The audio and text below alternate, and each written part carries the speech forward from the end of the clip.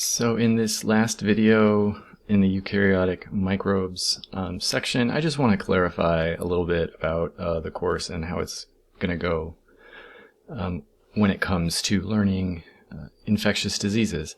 So while this isn't a clinical course or an infectious disease course, this is an introductory course, we do cover a lot of diseases and we do cover some clinical stuff. In Unit 4, your goal is going to be very familiar with a lot of diseases so that when I describe them on the exam, you can name them. That's what the Unit 4 exam will be like. I will describe a disease, you will tell me what it's called or what causes it. For what's coming up now, for these two helminth pathogens I'm about to describe, it's different. I'm going to ask you to understand their life cycles and how to disrupt their life cycles. And I might ask you about risk factors, because that's rolled up in their life cycles. So who tends to get these, under what circumstances, and how do we avoid it? That's the main thing. So you do have to work a little bit to understand their life cycles. So let's get into it. The four helminths I mention are Enterobius vermicularis, various Taenia species, and then two species that I'm just going to kind of skip over, but they're worth looking into if you're curious. Ascaris is the roundworm. It's one of the most common protist pathogens, and it's the one influencers have been eating to try to improve their immune systems, and I don't recommend that. So you can see a little bit about that later. And then Trichinella is something that some hunters are at risk of getting. So take a look if you're going to be interested in those two. But we're all going to look at Enterobius and Taenia. The other thing is there are a lot of protists and a lot of helminths in the world, and the way we get exposed to them is not always something we would predict. It's not always obvious. And if you follow the safety precautions you follow here in the US, you might not successfully protect yourself from a helminth in some other part of the world. So before you travel, always look into what goes on in your destination. Your state health department and the U.S. State Department have information about diseases that are endemic to various places you might go. So use those resources before you travel. Okay, so the first one we're going to look at is pinworm, or Enterobius vermicularis, and it's a nematode, an intestinal nematode, because it just stays in the intestine. It doesn't invade other tissues. And because of that, it doesn't always even cause symptoms. But when it does cause symptoms, they're very noticeable because it causes severe itching in the perianal region. It's very hard to get numbers for how common this is because a lot of people who get it, as far as I know, treat it using over-the-counter medications and don't report it. So it's much more common than you might imagine. So its life cycle and transmission are pretty clear. It follows the fecal-oral route of transmission. And that's pretty common to intestinal pathogens of bacteria, viruses, protists, and helminths. That's the most common, but that's not the only route of transmission of these things that get into the intestines, as we will see. You always have to kind of start somewhere in the life cycle and just visualize it and then go to the next step, because it's always going to be different from helminth to helminth. But here we're going to start with eggs in human feces. So they came from somewhere. So the eggs in the human feces go into the environment and they quickly develop into some kind of dormant worms that are microscopic. Somehow another person ingests them, and this could be like accidentally getting dust in your mouth. It's very easy to be exposed if someone around you has this.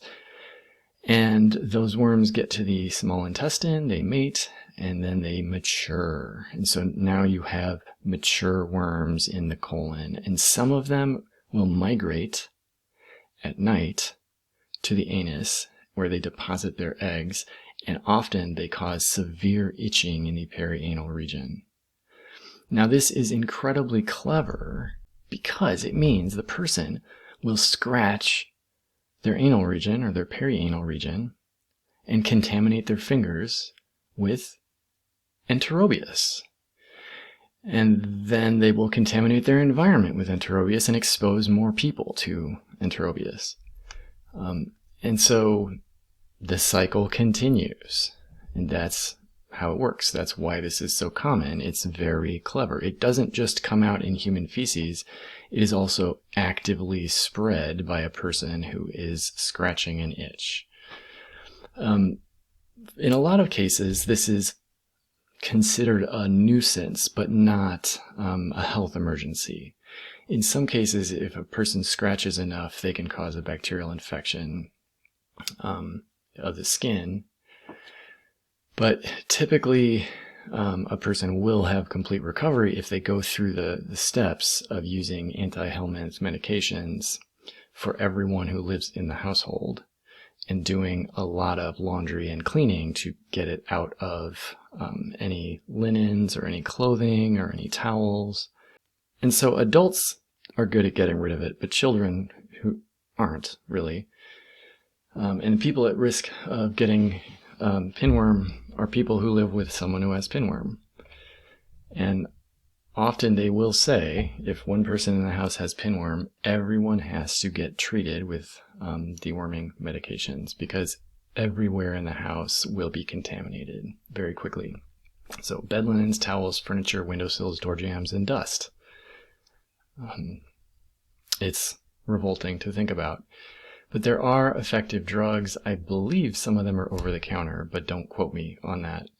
The problem with this is that a person can immediately reinfect themselves. So if a person contaminates their bedclothes, they can then reinfect themselves.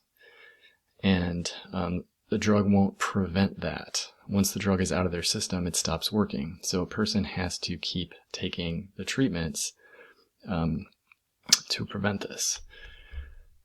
And that's really it for pinworm. It's just a horrible nuisance that only affects humans and has the simplest life cycle of any helminth I'm aware of.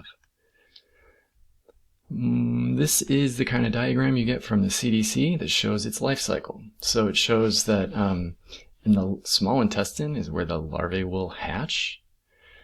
Larvae come out of these mature eggs that get eaten by a person, and they hatch and they mate. And then in the colon, the adults will live, and at night, gravid or pregnant females will migrate to the anal region and deposit eggs. And those eggs are immature. They have to develop, but during the process, they are essentially dormant, and they will be somewhere near where the person sleeps. So that's Enterobius.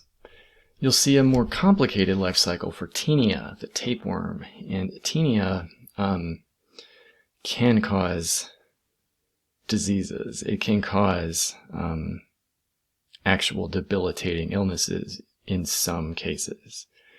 So this is not a roundworm. It's not a nematode. It is a platyhelminth. That's the group of flatworms that includes flukes and tapeworms.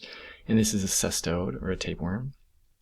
And there are two species of tapeworm that we hear about the most, Taenia saginata and Taenia solium, and they infect different animals. So notice those animals. Those two animals are essential hosts for their life cycles. So if you cut those animals out, their life cycles end and they don't keep reproducing. So you'll see that. So you'll have to look for how humans and those animals are both part of the life cycle of Taenia. The tapeworms themselves, that's one step in their life cycle. The actual tapeworms that live in a human small intestine are spectacularly long and revolting. Some of them, I recently read that the record measured length of a tapeworm was 25 meters, but much more commonly it's 1 to 4 meters, and still that's very long for something living inside a human intestine. So the life cycle is complicated compared to Enterobius, at least, and there are a few words we're going to use that you have to keep track of. So get these words, write these down. The scolex is the head, and the head, its only function is to attach to the wall of the intestine and kind of keep the tapeworm in place. I guess I should say its other function is it generates the new segments, the new body segments, and those are proglottids. And these are the body segments of the tapeworm, and they make up the vast majority of the tapeworm. They have no digestive system because they live in a small intestine. They don't need a digestive system. They just absorb all the good stuff. And their whole job is to make eggs. And then each egg contains multiple larvae. And so at the scolex, at the head, so to speak, that's where new proglottids are generated, and they displace the ones behind them. So there's always going to be new ones at the scolex, and then the farther down you go, the older they are. And that's what we're going to see. And then the other thing to think about, this kind of ugly looking word, cysticercus. A cysticercus is the cyst structure they make that is an essential part of their life cycle. So they will spend time as proglottids, they will spend time as eggs, they will spend time as larvae, and they will spend time as cysticerci. So there's a tapeworm. This is a famous photo of a tapeworm. This is a 4-meter long adult. And so that's kind of a large-ish, but nowhere near the record. And the scolex is right here, along with the immature proglottids that are relatively new because they're created right here and then they are displaced by newer ones. And so the oldest proglottid is this one. And some number of these big oldest ones are gravid, so they're pregnant. They have essentially mature enough structures to be released. So this is the typical life cycle of Taenia. So what you'll see is the adults living in the small intestine, and these are the shapes of their scolex that attaches to the intestine, and these are the proglottids, or the gravid proglottids. And they're passed in feces. And then here's the thing. They're not ingested by another human. This is not fecal-oral transmission. They have to be ingested by a cow or a pig. And in the cow or pig, what's going to happen is they're going to invade the tissues and eventually encyst in muscle tissue in the cow or the pig. And then if the person eats undercooked beef or pork, then they get infected with Taenia. So that's the life cycle. The cow or pig eats contaminated food, it's contaminated with the human feces, and then the person eats undercooked pig or cow. That's the life cycle of Taenia. So it's easy in a place like this to interrupt it because we can prevent livestock from being exposed to human feces, and we can prevent humans from eating undercooked pork or beef. So this just walks you through more of the details. So spend some time looking through this. Pause if you need to make sure you get all of these steps, because they are just what I just said. So the signs and symptoms of the disease are going to really vary, but they may include abdominal pain, they may include nausea, but in most cases there are no symptoms whatsoever. So a person may not know they have this, except they will be passing proglottids and eggs in their feces, and they may obviously notice this and have psychological response to it. And again, the risk factors in prevention are what I just mentioned. Eating undercooked or raw beef is the main risk factor. But the only way that is a risk factor is if cows and pigs are eating food contaminated by human feces. That was the normal life cycle of Taenia that leads to tapeworms, but this is a separate thing that can happen in some circumstances. When tapeworms are common in a human population, a disease called cysticercosis can happen. So remember, cysticercus is the name of the cyst that these make. So cysticercosis means an infection of those cysts, and this is much more serious. This is what happens when humans directly ingest the eggs. So this is what happens when there is fecal-oral transmission of Taenia.